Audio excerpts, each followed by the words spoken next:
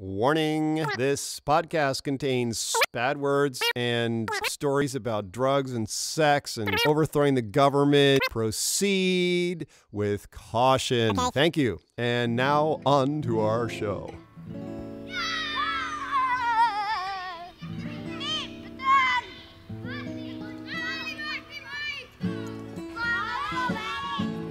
Wake up, brother, we got nothing to do. Let's go outside, just me and you, and build a fort.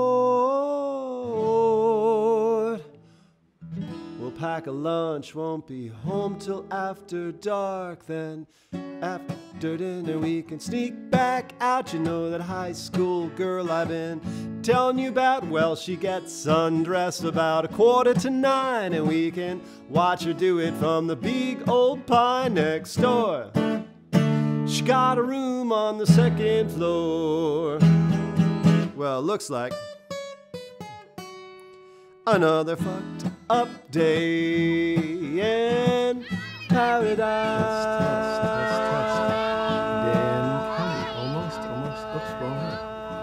Test. Dan Kelly.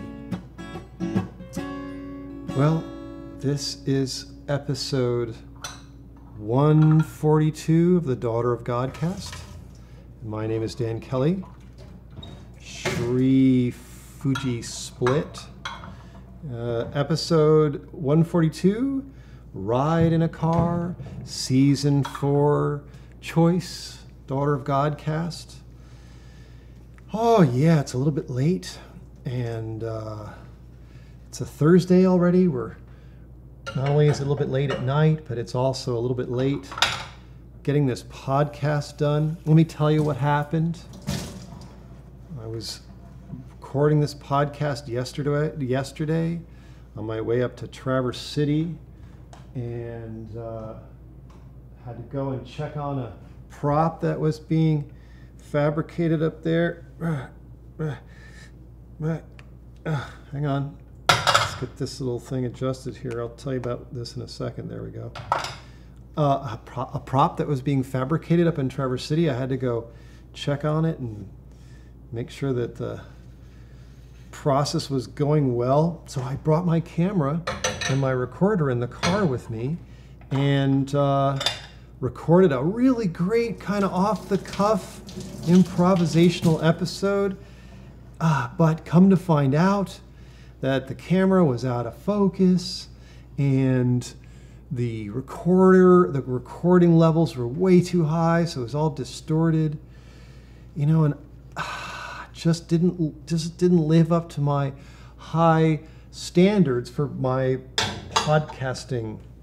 So here we are, just gonna try and pull something together the last minute for you while we're doing dishes. It's a busy, fun-filled week, and still a lot of stuff left to do, and the week has got a couple more days left. It includes the weekend. So, gonna do it again for you. And so here we are, we're gonna do dishes, and maybe we'll talk about why we're gonna still call this episode Ride in a Car, episode 142, Ride in a Car, even though we're just gonna be doing dishes this whole time. We won't be riding in a car. Talk about why that title might still work for this episode.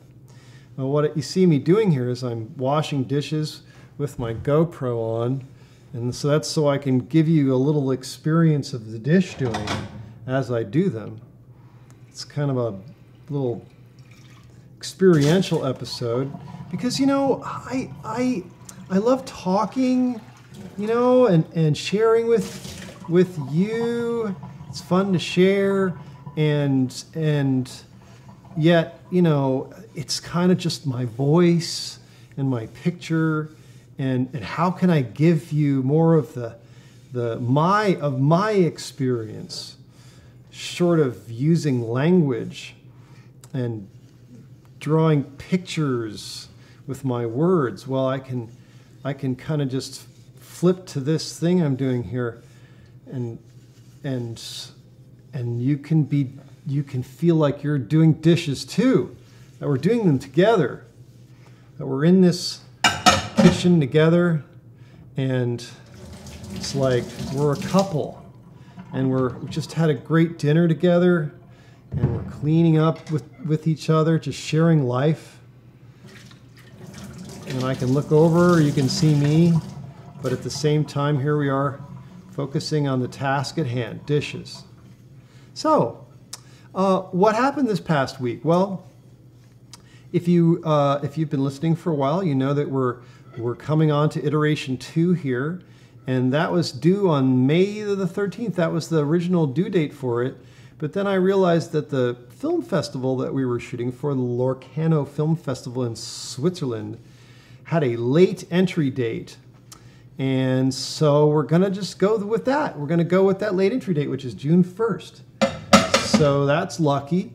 That's super lucky that we actually are able to push the date back a little tiny bit. And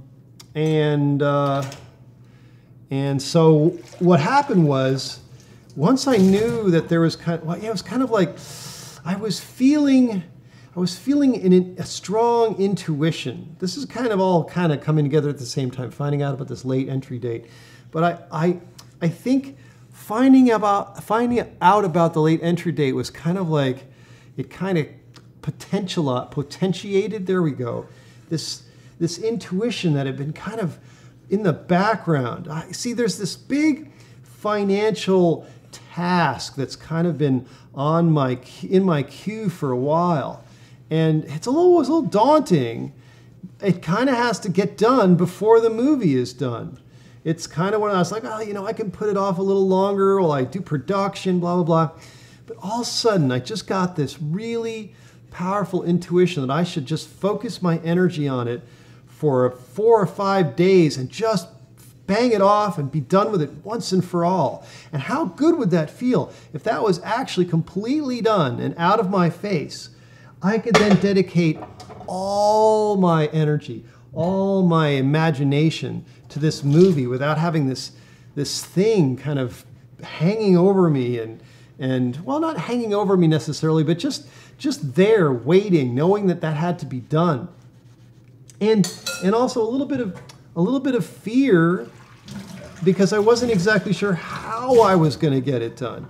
How was I going to actually accomplish this big thing? It was a bit of a I don't know, a mystery. All right, and so after I figured out that there was a little bit of a later entry date for Locarno and that iteration 2 could be pushed back a bit, I'm like, you know what? I'm going to just jump on that. I'm just going to do that task. So, pardon me, I got on it, and I spent probably 4 or 5 days on it, and I have to admit, it's not done. It's not done, but the outcome is I now understand how to finish that task. That task is now, it feels a lot more done, because the mystery, the scariness about how it was going to get accomplished is gone. I'm like, okay, I just have to put some time into this, and it'll all resolve. So that feels kind of done in a way. I'm encouraging the feeling of doneness about that particular task. And I am also super looking forward to getting it done. Now, several episodes back, maybe like 12 or something like that, I was working on a piece of this financial piece, which I did finish. But what was unique about that time was that I decided to water fast and work on this thing, because I had heard, my research had indicated that when you start to water fast, you switch over to this different fuel utilization called ketones, off of glucose and onto ketones. And that was associated, running on ketones is associated with these crazy cognitive enhancements. So I was like, okay, well, let's just go on this water fast and see, just work on the accounting, work on this financial stuff I had to do. So, and I actually had a lot of great results. I did get this this major phase of this financial thing done during that water fast. So I was like, this is cool. So I decided to repeat that experiment. I had been wanting to water fast, to take a longer water fast for a while. And so I embarked on this adventure. And I was actually quite a ways into this water fast when I made this decision to do this financial task. And I ended up going 12 days on this water fast.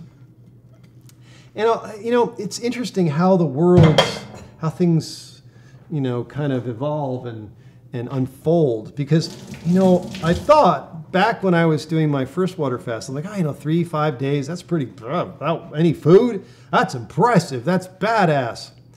But what it turns out, let me go check the camera here real quick, just to make sure we're still recording. Stand by. Let's come over here for a second. Take a little peek. Yeah, we're still on. I'm going to stop it. I kind of lost my train of thought there. Shucks. Well, it'll come back. It'll come back.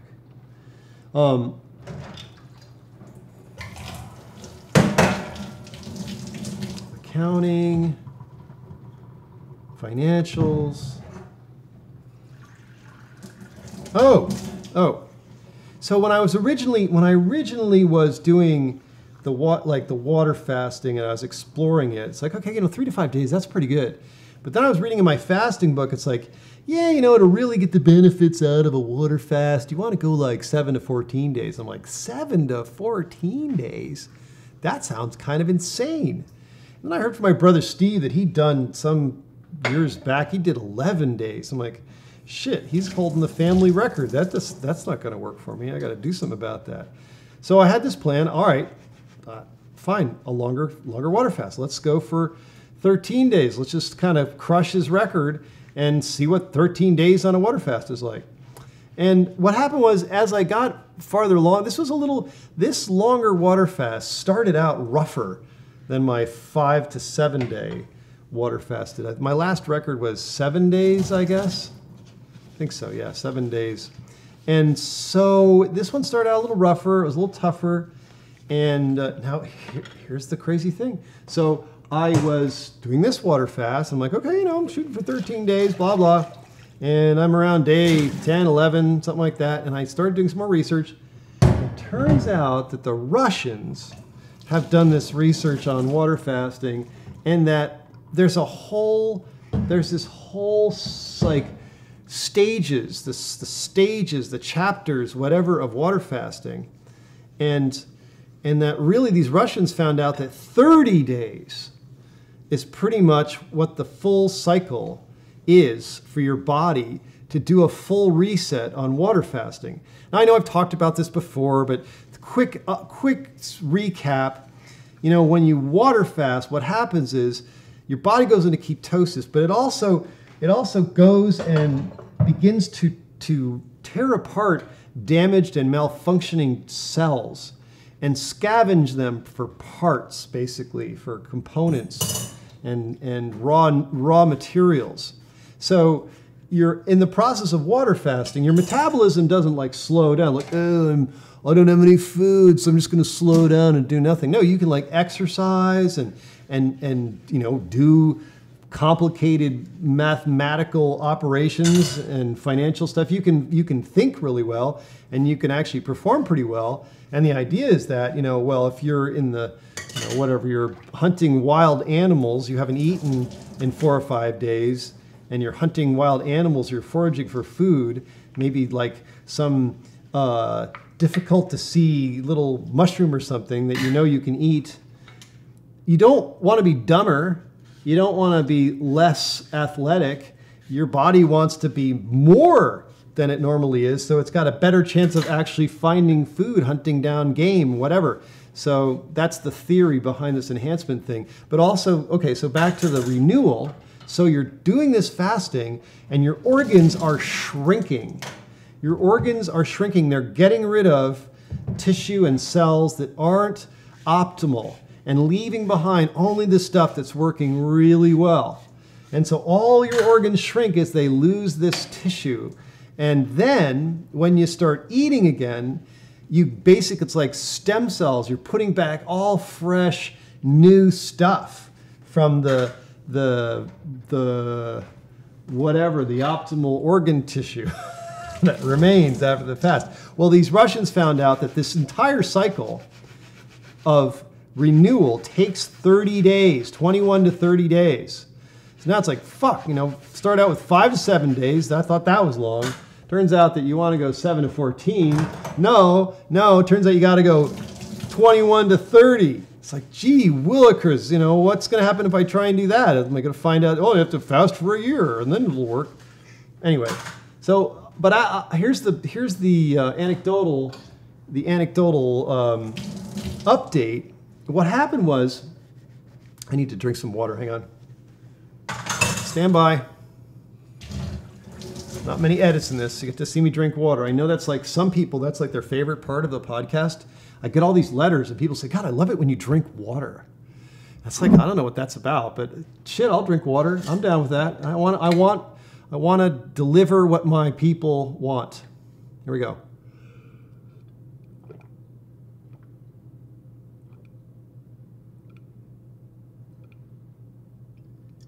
I think the reason that people enjoy seeing and hearing me drink water is because when I drink water for the podcast, I bring my full presence to that.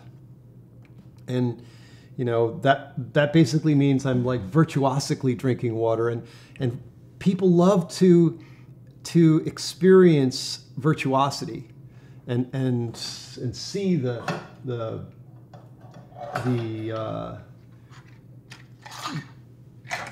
possibilities.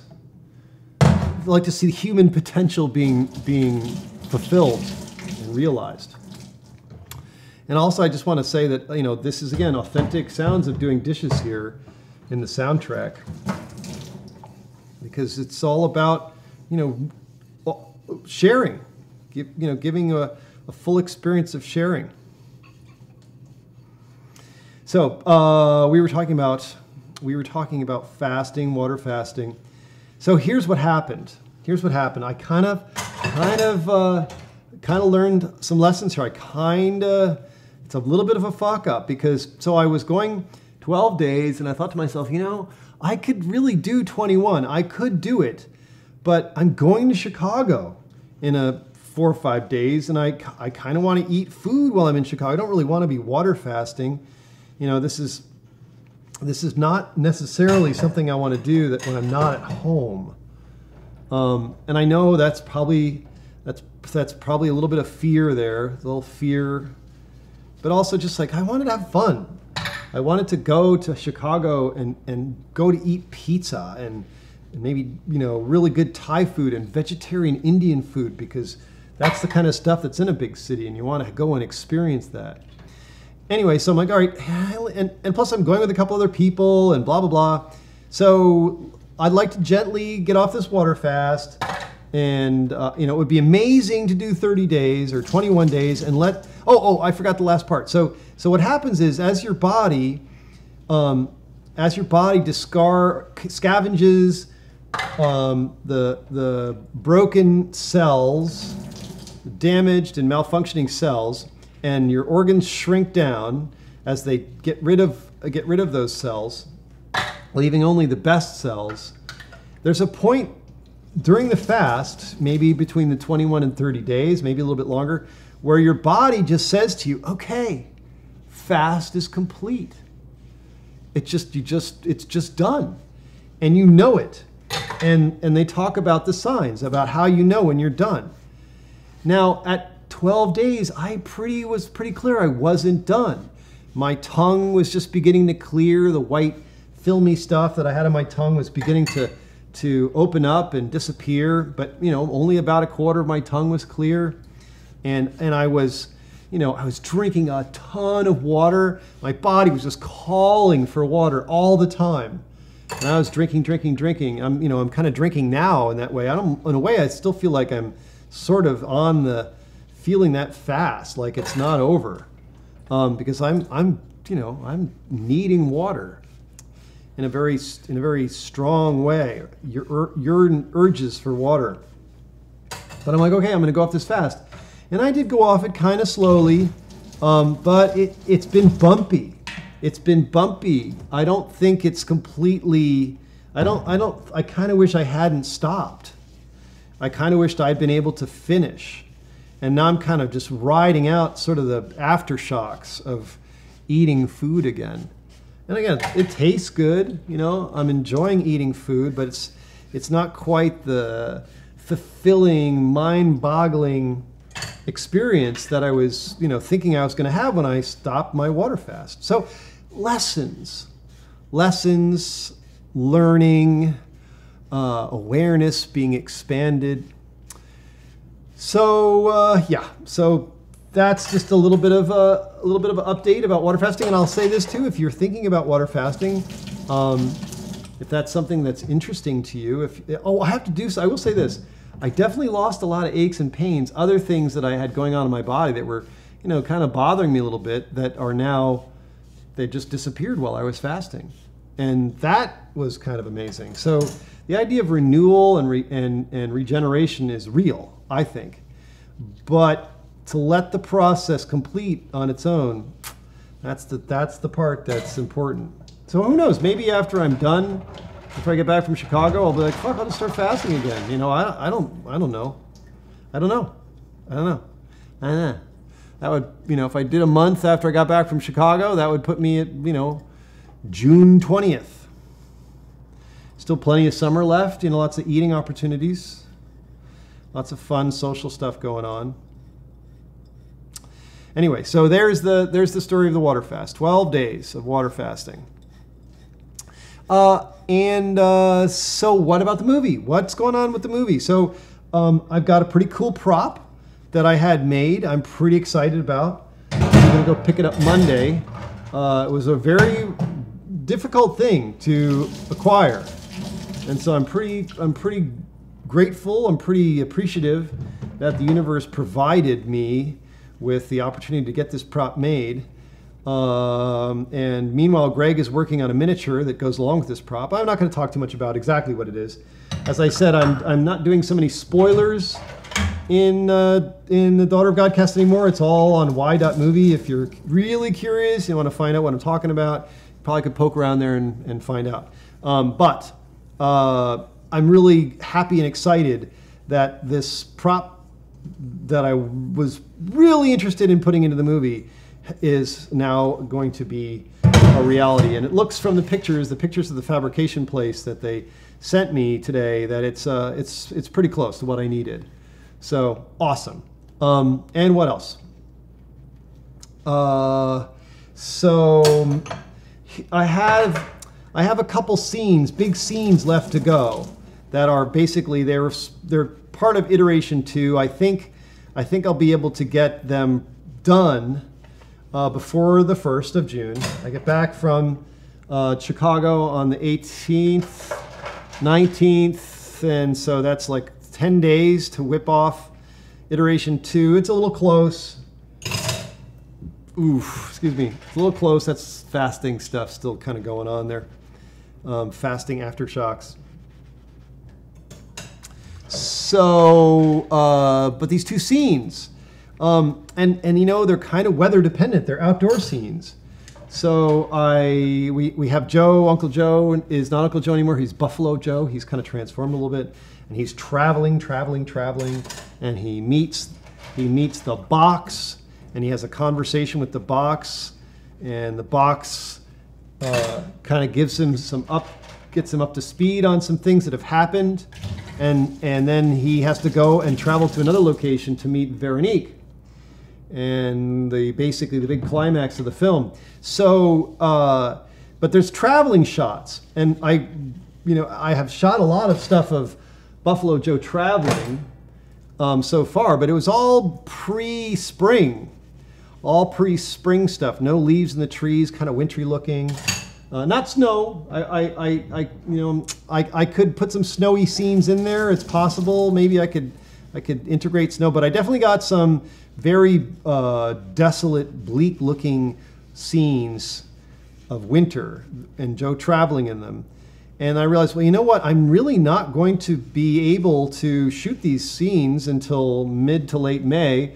So we need some transition. So what I decided to do was to shoot a little bit more of Joe traveling as the leaves come out and things bud. So that is kind of cool because it's not just Joe traveling through space over different terrains, but now we can see Joe traveling in time as the scenery changes, as spring comes. And it's also the symbolic beginning, a new beginning that he's approaching as things bloom, begin to bud out and bloom from the desolation of the post-apocalypse by analogy.